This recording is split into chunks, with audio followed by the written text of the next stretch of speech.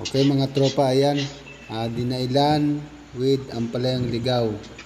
So nakaprepare na yung ampalaya, gata, sibuyas, bawang, sili, karne, tsaka yung dinailan. So madali lang ang pagluto niyan.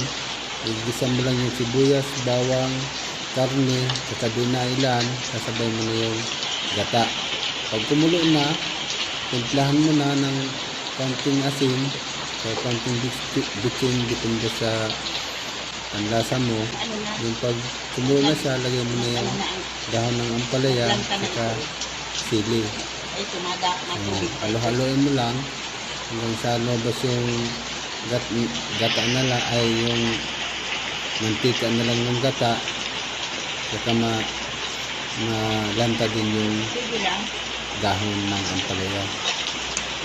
So pag medyo okay na, ito na yung dahon, next na yan, pati makikanin na yan. Alam niya ng mga Bicolano yung dinailan na yan. So yun lang, yan na. Thank you, like, share, and follow na lang mga lods. Thank you.